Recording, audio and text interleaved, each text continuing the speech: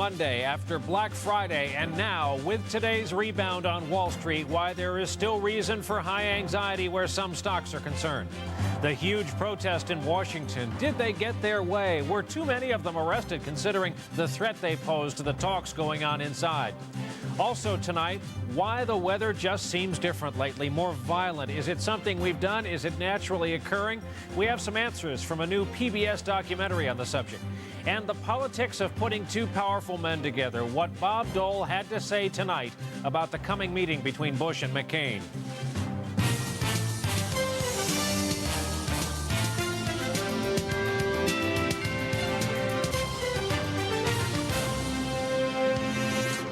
From NBC News, this is the news with Brian Williams.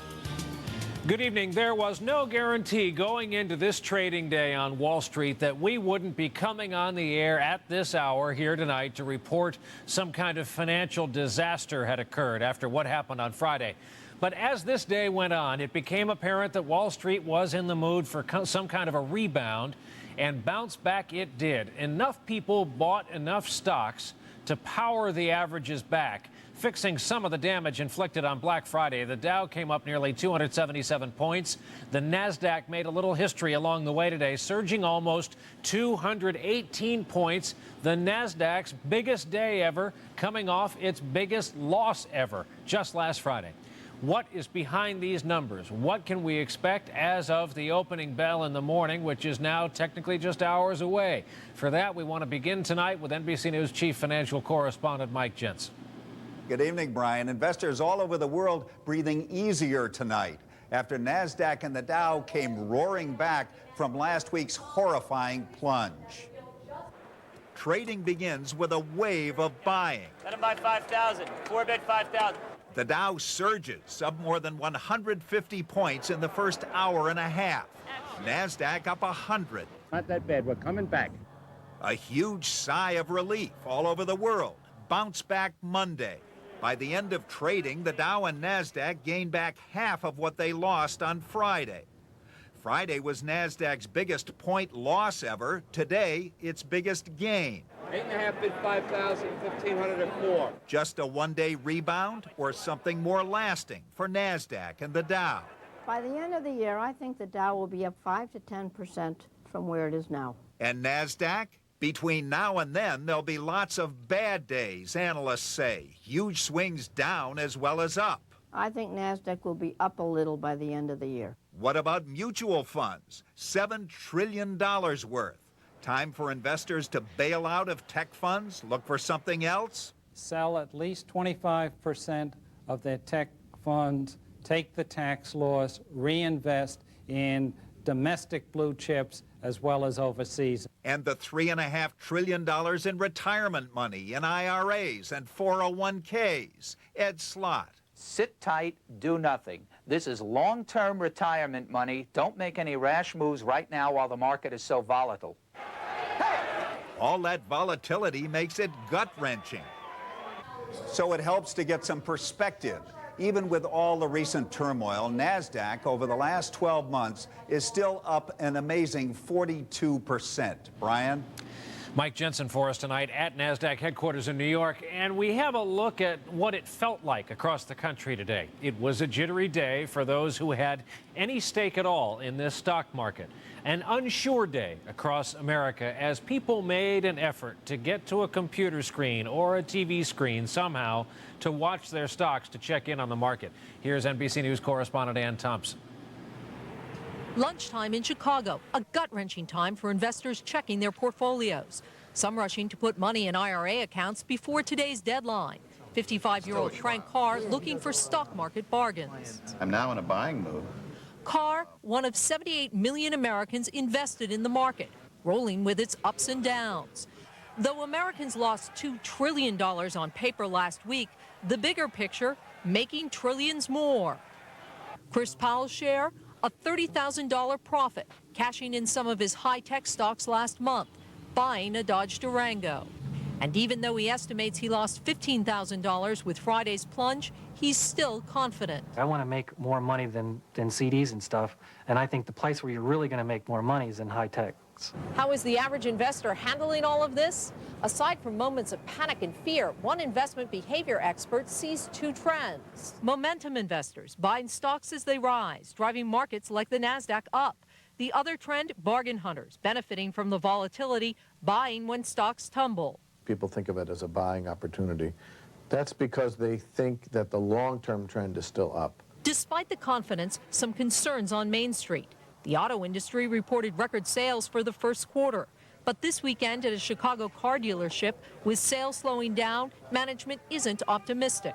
I think you'll start seeing people sit on the sidelines a little bit longer until things shake out before they make the move into a more expensive car or purchase at all. Interest rates, the key factor here, and in the housing market, on a nationwide decline for 3 straight quarters. Despite an increase in home values, some realtors in Harrison, New Jersey say last week's market plunge and rising rates now forcing several buyers to change their minds. The fact is that they could afford just a certain price range, say $140,000, and then 0.5% makes a tremendous difference. Today's rally, after such a rough week, doesn't make it any easier for investors. Chris Powell, driving his new Durango, determined to be in it for the long haul. I'm definitely holding.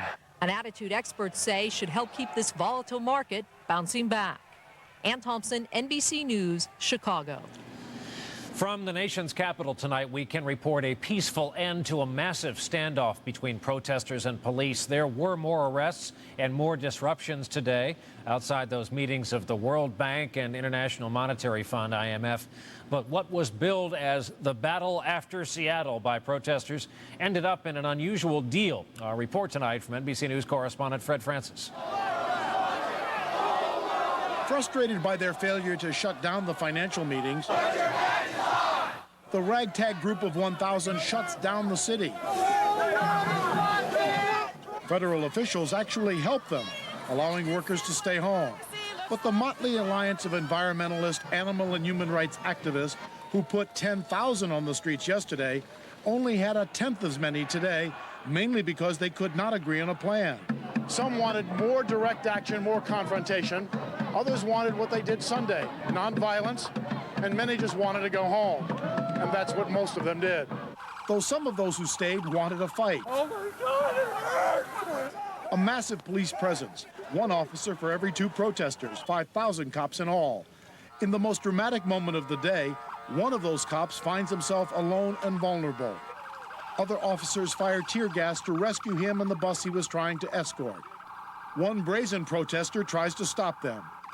Driving this passion, some say craziness, a belief among protesters like John Sellers of the Ruckus Society that the IMF and the World Bank serve mostly rich corporations and that the poor worldwide suffer. We want to challenge people to think differently. We want to challenge people to join us. You know, we want a revolution that our parents would be proud of.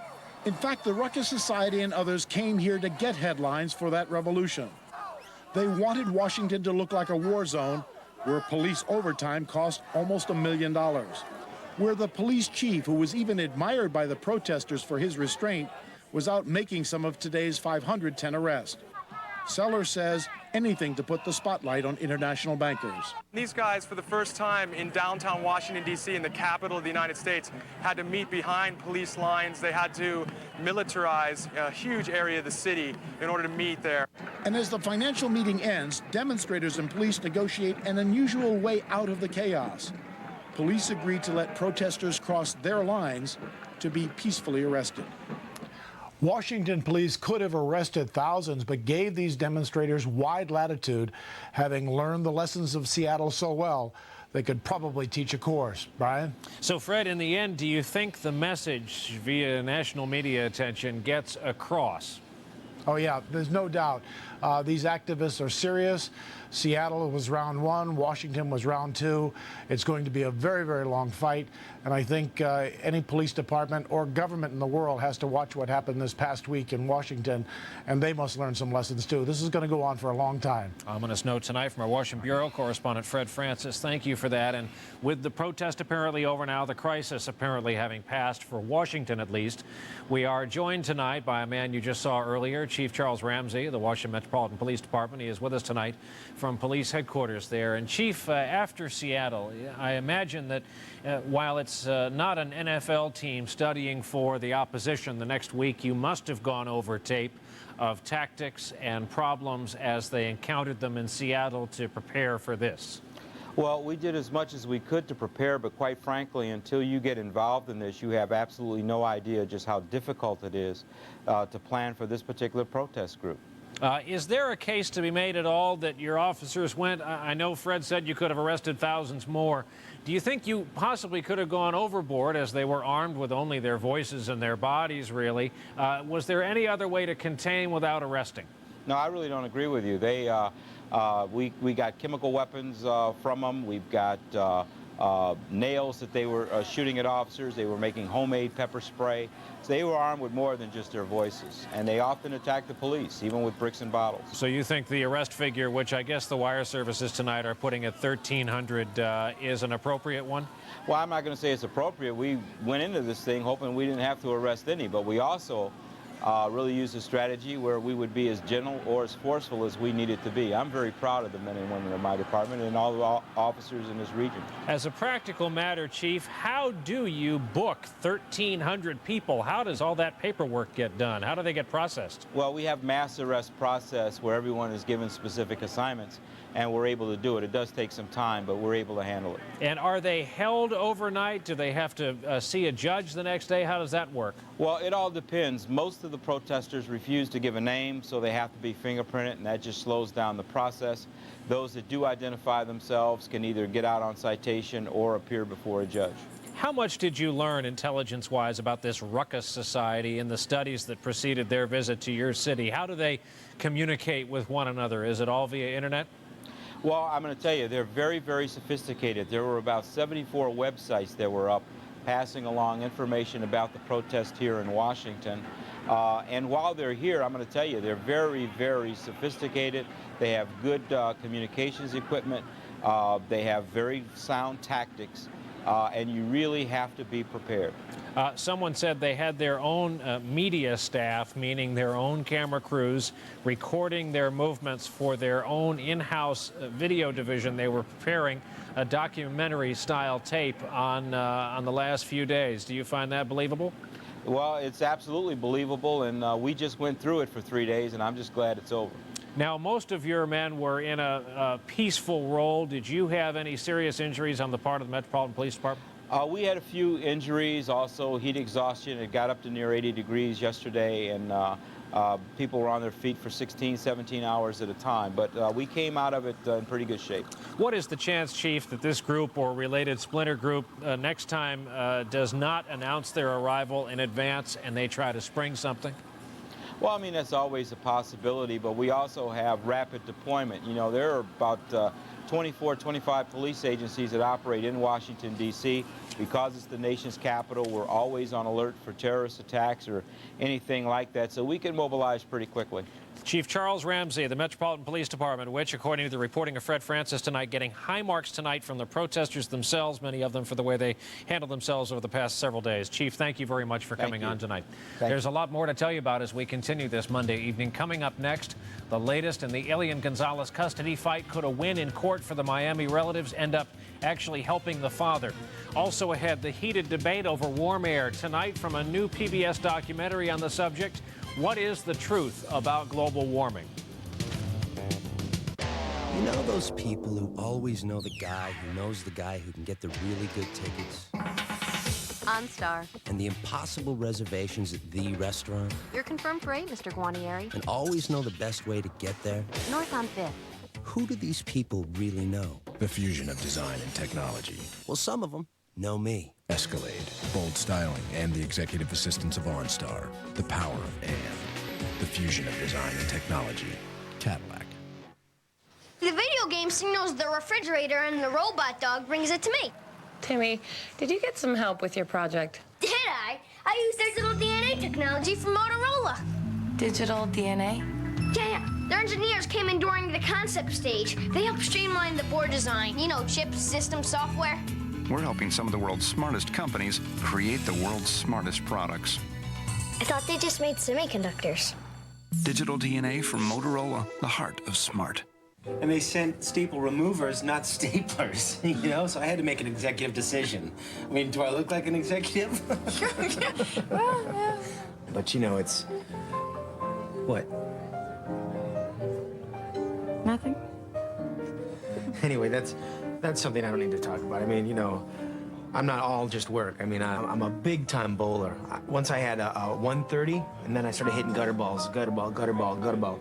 And so I blew that one.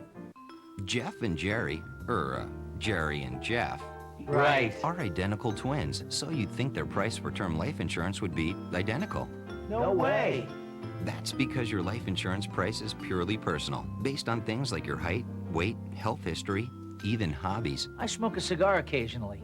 I like to scuba dive. To an insurance company, that makes Jeff and Jerry two distinct people with two distinct prices. The secret to saving money is finding the right company out of hundreds with the best price for me, and the one with the best price for me. Select Quote to the rescue. Simply call toll-free or click on selectquote.com, and Select Quote will match you with your best buy from the pick of over 1,700 life insurance companies. Then you can buy your policy from home and never see a salesperson. Take a tip from Jeff and, Jerry and Jeff. For one-of-a-kind savings on term life insurance, call toll-free or click on selectquote.com. This sexy genie was full of tricks and treats. I loved doing it. That kept things really interesting. But pressures on the set and tragedies at home almost cost her her magic. It was just something I couldn't believe was happening. The strength of supernatural siren Barbara Eden. Headliners and Legends, tonight at 10 on MSNBC. Elian Gonzalez today playing in the backyard of the home where he's staying in the Little Havana section of Miami. We have an update on his case tonight, specifically the central question: will the feds move in and somehow take the boy from his relative's home? That could depend on a ruling from that 11th Circuit Federal Appeals Court in Atlanta. We get the story tonight from NBC News Justice correspondent Pete Williams. Tonight, as the Miami relatives of Elian Gonzalez nervously wait for word from a federal appeals court, many Justice Department officials are confident that no matter what happens, they'll get the green light to pick him up whenever they decide the time is right.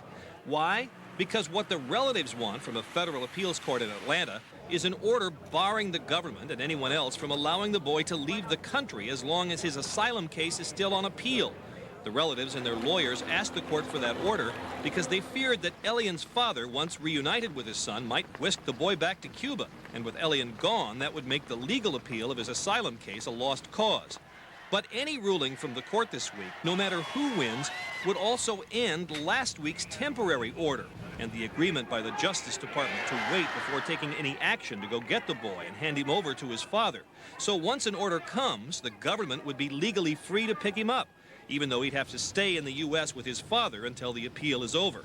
Many immigration lawyers say once the appeals court rules, the Justice Department should act quickly. It is harming the boy to remain in this hostage kind of a situation, and it is important that the Attorney General act swiftly and expeditiously and reunite father and son, even if it means images on television of federal marshals taking the boy away. And when will the government go get Elian? Officials say Attorney General Reno will give the go-ahead when she thinks conditions are right, posing the least danger to immigration officers and the least chance of traumatizing the boy. But some Justice Department officials say one day can be ruled out this week, Wednesday. That's April 19th, the anniversary of the law enforcement disaster at Waco. Symbolically, officials say the wrong day to act. Pete Williams, NBC News, Washington. It has been largely impossible to avoid coming in contact with either talk about or media coverage of the Elian Gonzalez story unless you happen to be around the country's presidential candidates of late, and with good reason. New polling out this week shows the American public is growing, surprise, increasingly tired of the drama being played out between Washington and Little Havana. With us tonight is Howard Fineman, NBC News analyst, chief political correspondent for Newsweek magazine. He is joining us from our Washington bureau. And Howard, will there be any political winners from this case? I don't think so. I think the American people are growing increasingly impatient with both the family in Miami and the federal government, our new Newsweek poll shows. I think most politicians in the mainstream are trying to stay as far away from it as they can, especially the Bush family, both on the campaign trail and in Florida. Howard, I want to get updated. It's been a while since we've had you on other presidential campaign news. I know we have this upcoming meeting between Messrs. Bush and McCain.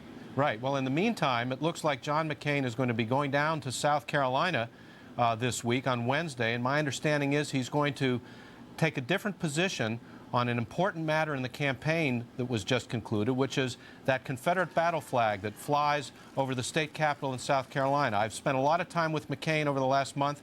I know he's been going over the pluses and minuses of that campaign. I think he feels that in his own mind, he didn't follow his gut instinct, which was to stand up and oppose the flying of the flag in South Carolina. And I think that's what he's going to do when he goes down to South Carolina this week. That's big news because that was a big moment in this campaign. Howard, there are several pieces this weekend about Reverend Pat Robertson. One of them is in Newsweek, the other New York Times Magazine. And the central question, is Pat Robertson changing somehow?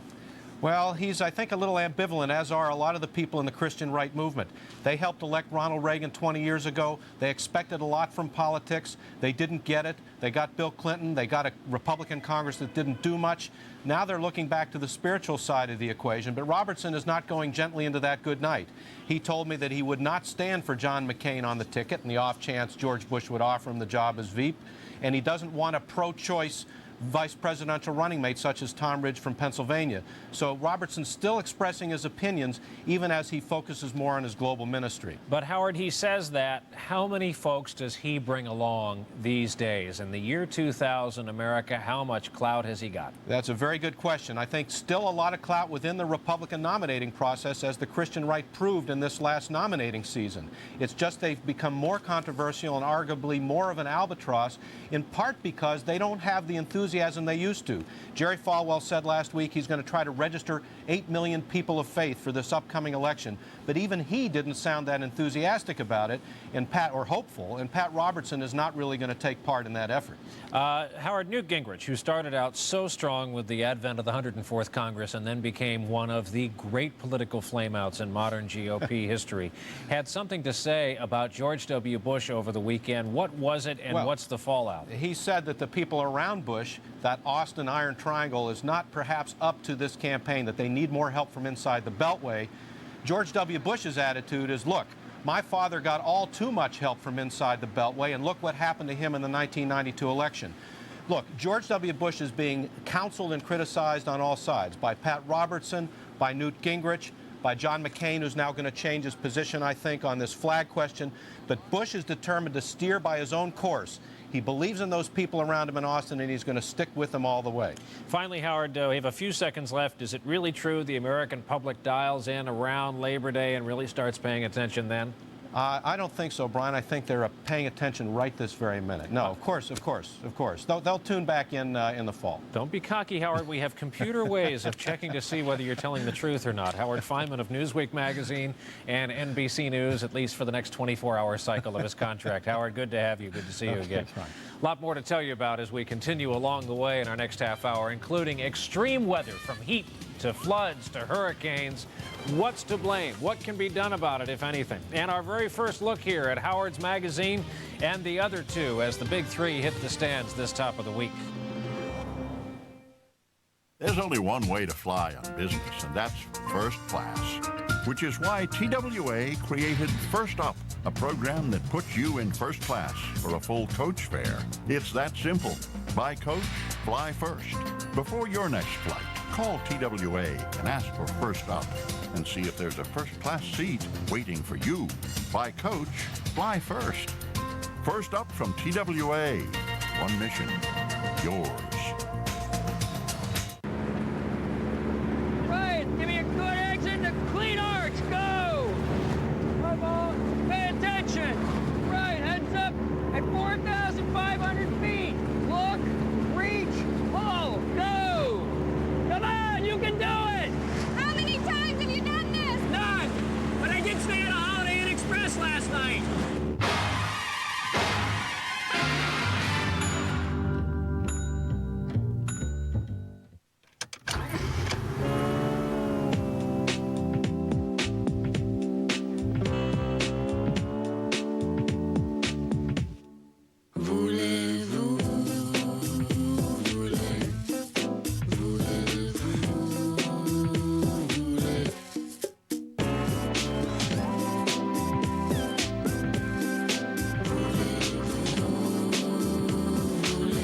3.2 TL from Acura.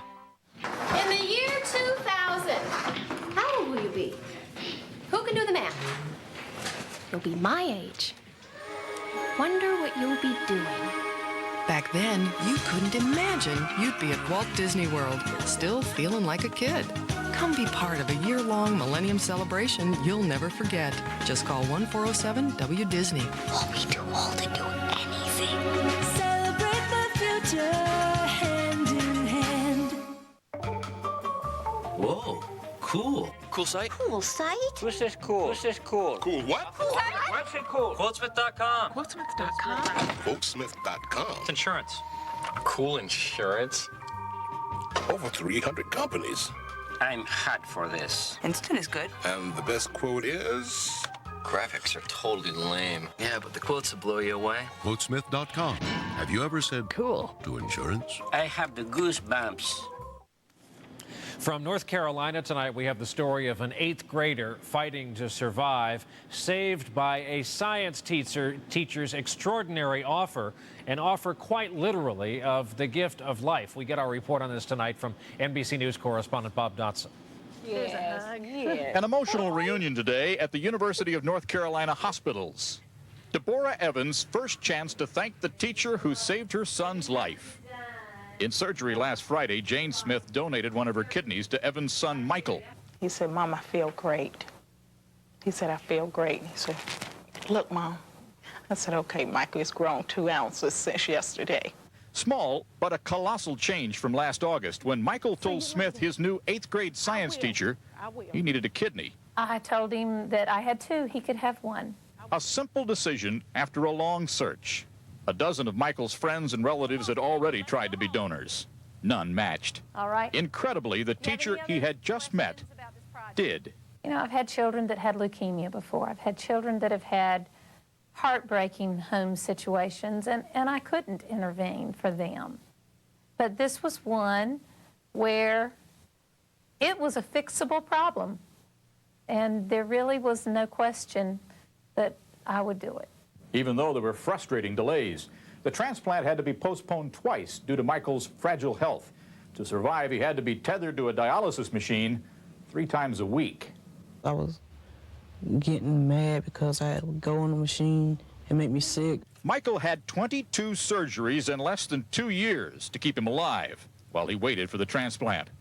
This afternoon, still in quarantine to guard against infection, the 15-year-old got a special visitor. The smile on that child's face, he bounced up in bed. Miss Smith! It was just an amazing moment. What did he teach the teacher? He taught the teacher to have faith. Don't give up, don't get discouraged. He has definitely earned an A in my heart, that's for sure. Michael's doing so well, he's expected to go home by midweek. His teacher, already released, left her student one final lesson. I want him to really go out and make the most of his life. Some teachers change lives. Jane Smith saved one. Bob Dotson, NBC News, Chapel Hill, North Carolina. And when we come back here, we're going to talk a little bit more politics. The Republican presidential nominee the last time around has weighed in on his choice this time around. It happened tonight. This sexy genie was full of tricks and treats, but tragedies at home almost cost her her magic. The strength of supernatural siren Barbara Eden. Headliners and Legends, tonight at 10 on MSNBC. Jeff and Jerry, Jerry and Jeff, Right. are identical twins, so you'd think their price for term life insurance would be identical. No way. That's because your life insurance price is purely personal, based on things like your height, weight, health history, even hobbies. I smoke a cigar occasionally. I like to scuba dive. To an insurance company, that makes Jeff and Jerry 2 distinct people with 2 distinct prices. The secret to saving money is finding the right company out of hundreds with the best price for me, and the one with the best price for me. Select Quote to the rescue. Simply call toll-free or click on selectquote.com, and Select Quote will match you with your best buy from the pick of over 1,700 life insurance companies. Then you can buy your policy from home and never see a salesperson. Take a tip from Jeff and, Jerry and Jeff. For one-of-a-kind savings on term life insurance, call toll-free or click on Select Quote selectquote.com.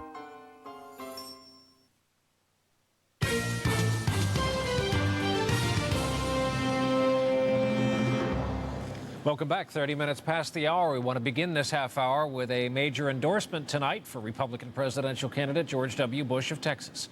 Party statesman Bob Dole, who was an early supporter, you may recall, of the McCain effort, endorsed George W. Bush during the taping of this evening's MSNBC broadcast Hardball. He also told the host, Chris Matthews, next month's meeting between Bush and McCain, which he helped to broker, will be the beginning of a new chapter in the campaign. I have been talking to both John McCain and Governor Bush. Did you coax them into doing it?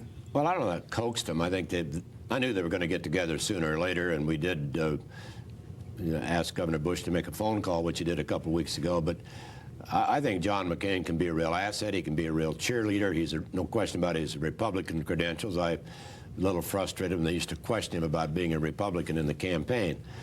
And I think he can help Governor Bush. Bob Dole on Hardball this evening was with Chris Matthews. McCain will be looking for some real commitment from Bush, as you may know, on the topic of campaign finance reform, an issue that is resonating beyond the presidential race.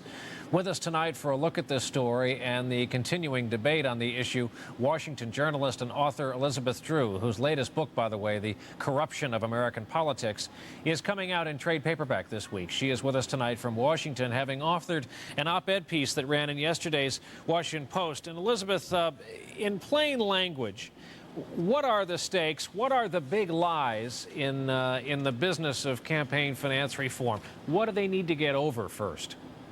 Well, the opponents of campaign finance reform for years have been using an absolutely bogus argument against various proposals, saying that they are unconstitutional. In saying so, they are alleging and insisting that the Supreme Court said something in a very important decision, Buckley decision in 1976, that it didn't say. That money equals speech, that money equals political speech. That's right, and political speech is protected by the First Amendment, and so particularly Senator Mitch McConnell, a Republican from Kentucky in the Senate, is the fiercest opponent, and he gets up all the time and says they're trying to limit political speech. Well, the story is that the Supreme Court never said flatly that money equals speech. They also said that while protecting free speech is very important, it is also important to protect the public from corruption or the appearance of corruption. And earlier this year, there was a court decision, 6-3, based on the appearance of corruption. So there is a lot of leeway. The problem is members of Congress don't do their homework. They think it's all too complicated. Quite honestly, not enough journalists have done their homework on this, and they've sort of bought this idea. And Brian, you know enough about politics to know the power of repetition. You keep saying money equals speech, and people start to think that's what the court said, but it isn't. Elizabeth, our viewers tonight join us from all across the country, and they don't have the benefit of the access you have and the friendships you have with some of these lawmakers going back for years. We need a reality check from you tonight. What is the chance of any real and lasting breakthrough on this topic in the foreseeable future? There are majorities in the House and the Senate for some very important reforms, and the House has passed it twice. The problem is that in the Senate, the opponents use the filibuster, which means you need 60 votes for anything controversial, not just a majority. There are negotiations and discussions going on now in the Senate. The real point, Brian, is I think that this issue has moved. We now have 2 presidential candidates presenting themselves as reformers, which is 2 more than we've ever had. The people spoke in the primaries. These politicians, the candidates, are now fighting over McCain supporters. And so the issue has moved and is moving. And if they don't do something this year, I think that they're going to hear from the public about it. Elizabeth Drew, again, the author of an op-ed piece in yesterday's Washington Post you can grab off the internet, which made the argument very clearly and why some are holding it up that this will never happen. Elizabeth Drew, thank you very much for coming on. You're welcome. And coming up next, as we continue along the way, our look at this week's batch of the news magazines, including that woman you just might have seen on the sidewalks in Washington. Who did it turn out to be?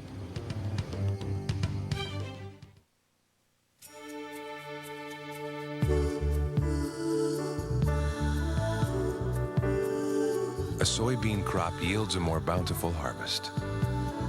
A patient has a medicine she needs. A boy can survive a childhood disease. A cotton crop helps protect itself from certain pests. Because discoveries in biotechnology, from medicine to agriculture, are helping doctors and farmers to treat our sick and protect our crops.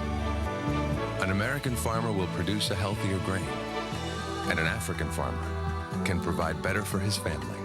Because biotechnology researchers test and test to find new solutions. Solutions that are improving lives today. Solutions that could improve our world tomorrow. To learn more about biotechnology and agriculture, visit our website or call our 800 number. In the insurance business, they say persistence pays off. The book's called Be Cool About Fire Safety. Last year, I passed out about 10,000 copies to kids in Albany County. One went to a little girl who saved her family when their house caught fire.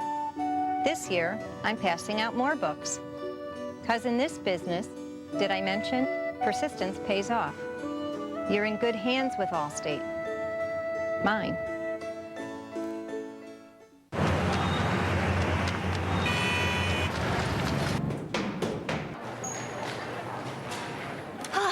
I just made it. Yes, you did.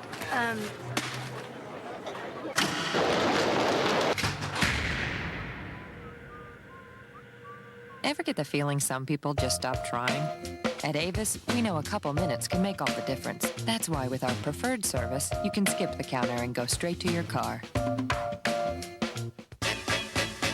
How come creating one document takes two printers? What genius thought of this? You send half a job to the black and white printer, half to the color machine. And you're what? A human collator?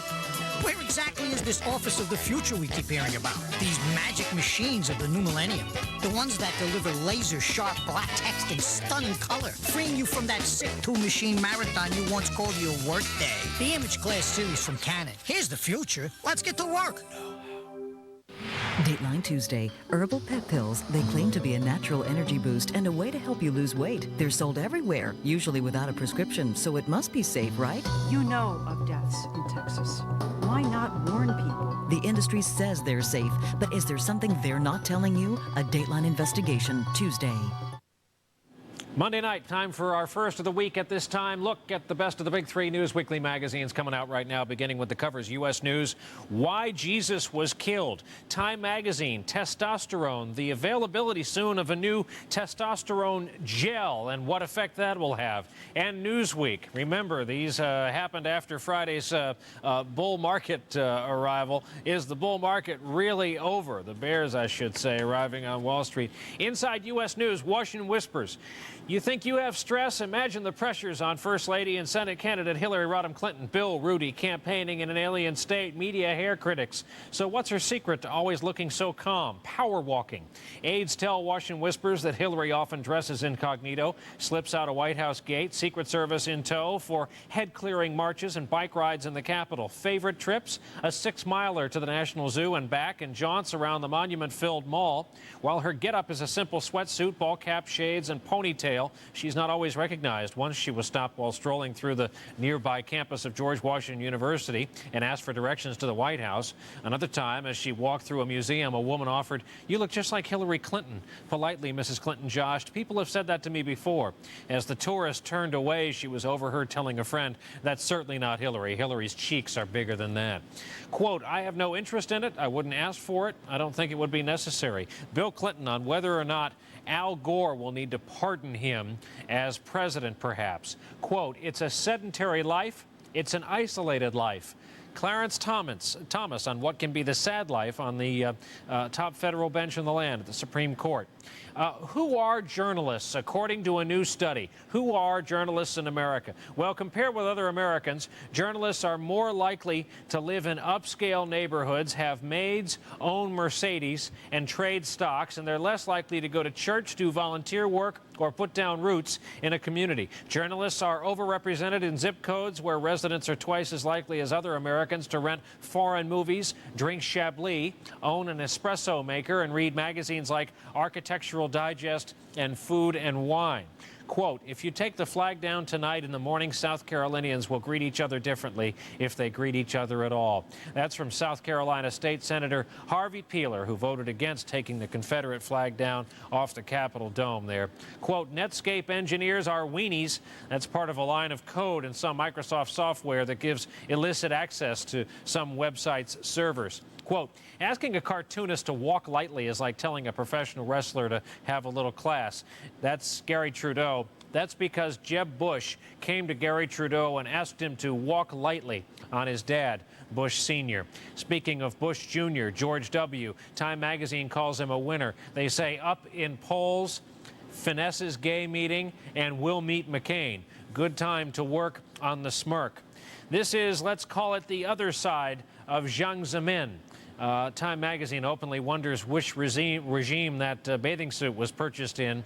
In his defense, this was in the Dead Sea, where humans are more buoyant and everyone, while on their back, can look like they're pregnant with puppies. Time magazine, by the numbers, Major League Baseball players on opening day rosters who were born outside the U.S., a new high. 23.6%. Major leaguers who hail from the Dominican Republic, the most of any country besides the U.S., 9.4%. The quote from Newsweek is, mine is a form of municipal transportation, although it is exclusive to me. That's Willie Brown on his Lincoln Town Car, which he's going to take to the Giants' first home opener, although the city was encouraging everyone to take mass transit. Quote, we've got kids wearing 300 pounds of jewelry and pants down past their butts. I don't see how the 10 Commandments could all of a sudden start offending people, says Indianapolis School Board member Donald Payton on a proposal to post the commandments alongside other historical documents in the public buildings there. Newsweek's reporting on Elian Gonzalez goes this way. It was way past a 6-year-old boy's normal bedtime, but for Elian Gonzalez, nothing is normal. Deep into the night, sometime between 11 on Wednesday and 1:30 a.m. on Thursday, little Elian sat on his bed, peered into the home video camera, and emphatically declared, Papa, I don't want to go to Cuba. He seemed almost indifferent whether his father stayed with him in the United States or returned home. If you want, stay here, Elian addressed his father via video, but he was adamant about his own plans. I'm not going to Cuba, he declared. He said it again, then again, waving his index finger like a tiny but proud orator. The video was shot by Elian's Miami relatives, probably by his great-uncles Lazaro and Delphine. It was furnished to a Spanish-language TV station to show, in the family's view, Elian's true feelings in his own words. What the video might have revealed instead was something sad. A brave little boy caught in a cruel custody battle, flying too high in a kind of fantasy world before a long, hard fall back to reality. We go back to Time magazine for this. It's based on their cover story on the word of this new testosterone gel. That's their columnist, their humor columnist, Joel Stein, who does not look like that, and he writes the following. I have felt testosterone deficient since I was 5, when, surrounded by female friends, I spent my days compiling my sticker collection, listening to the Annie soundtrack, baking in my Easy Bake oven, and arranging my glass animal collection. Peggy Fleming had a more masculine childhood than I did. For a long time, I've overcompensated for my lack of manliness through sports writing, porn watching, and stock buying, but deep down I know I'm a little shy on tea. I cannot yell at other drivers, raise my voice, pick up women in a bar, or grow a full beard. All whiskey, no matter how expensive, just tastes like burning. Yet deep inside, I long to sleep around, to kick some ass, to release my first rap album. As I saw it, I had little choice but to score some of that testosterone gel when it comes out this summer. I could keep it in my jacket pocket for emergency situations next to my lip balm and antibacterial hand gel. I'm thinking about marketing this as a first aid kit for wusses. The work of Joel Stein in Time magazine. We'll be back with more right after this. Willis! Thought I'd check out this new internet operation of yours. Oh, not a good time, really? Really? With the expansion and all. One second. Okay, team, how is everybody? I see that the command center's looking fantastic. Look at all of those workers over there. And of course the servers.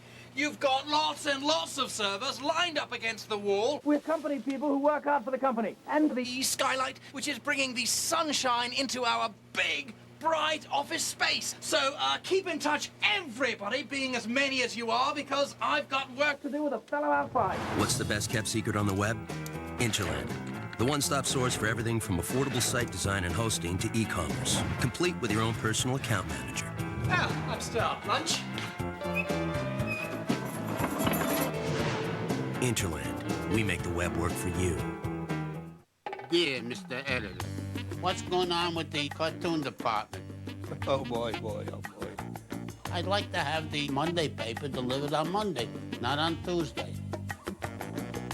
Yesterday you said it's going to be 60 degrees. Then when I go out, I'm freezing. Thanks for nothing. Harry, Stan. Microsoft is working to develop internet software that listens. In the future, everyone will have a say. Go get 'em, Harry. 30 homers and 30 stolen bases in a season used to be a rarity. Not anymore. More players did it in the last decade than the previous 90 years. This year, the magic number is 30, 30, 35, as in 35 out-of-market games each week with MLB Extra Innings. Call 1-800-GET-SPORTS and catch the 2000 MLB Extra Innings season for just $149. Which one of these guys will be the first to 30-30 in 2000? See for yourself with MLB Extra Innings. Wham! America's Kids Network, the channel by, for, and about kids, featuring movies the whole family will enjoy, like The Karate Kid 2, Almost Heroes, and The Princess Bride, with worlds of knowledge and hours of fun that stretches the imagination and expands the mind. Education that entertains and entertainment that educates. Wham! America's Kids Network. Just one of 12 commercial-free movie channels from Stars and Encore in the Total Choice Stars package. This sexy genie was full of tricks and treats, but tragedies at home almost cost her her magic. The strength of supernatural siren Barbara Eden. Headliners and Legends, next on MSNBC. This September, the Olympics from Australia on CNBC, MSNBC, and the NBC Television Network, America's Olympic Networks.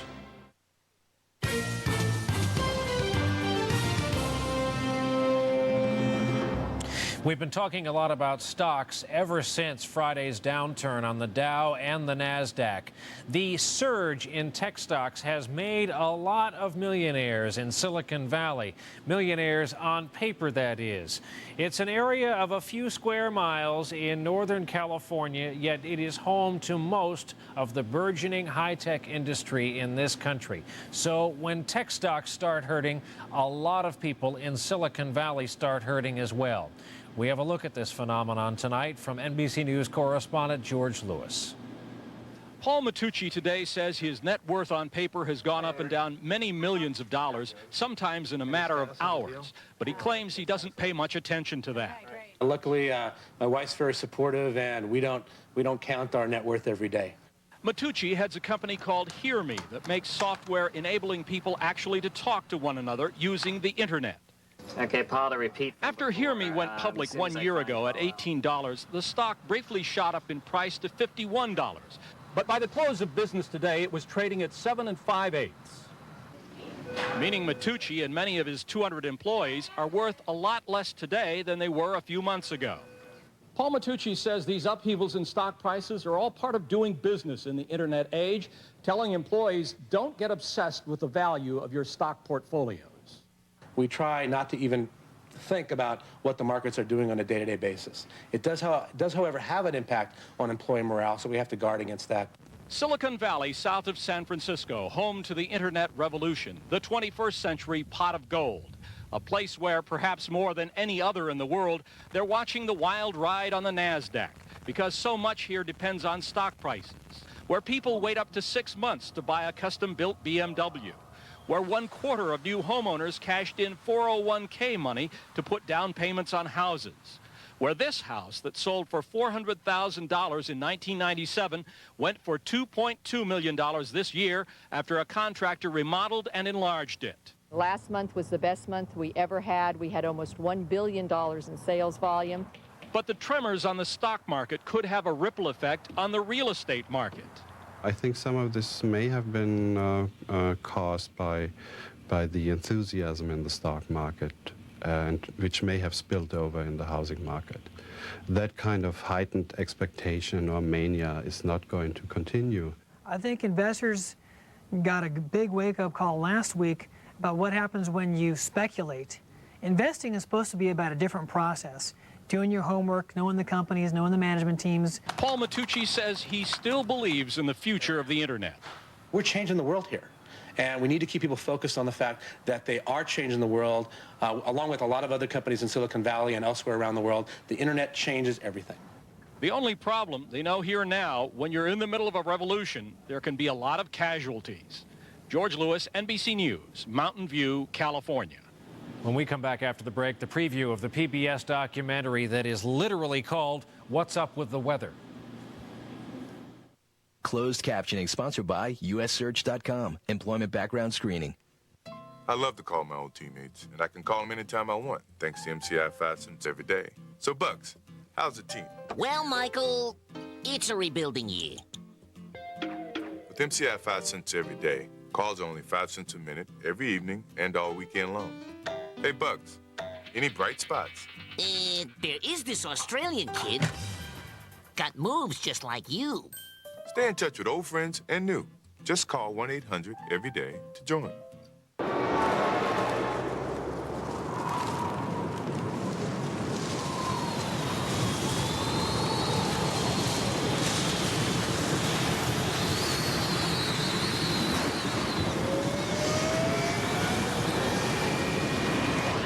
The sleek, new 200-horsepower Chevy Monte Carlo SS.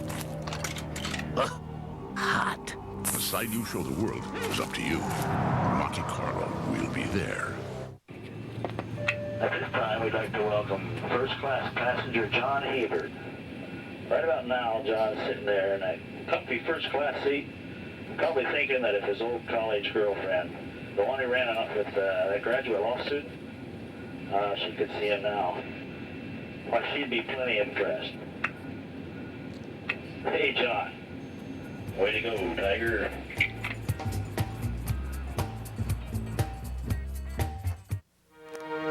Are you ready? What if you want to stop working for a living? What if you want to start living for a living? What if you want to do it sooner, not later? Scudder Investments can help to prepare you for what you want or whatever comes. Contact us or your financial advisor. What if? Be ready. These days, your car doors get quite a workout. But with Walgreens drive-thru service, you can pick up or drop off your prescription without getting out of your car.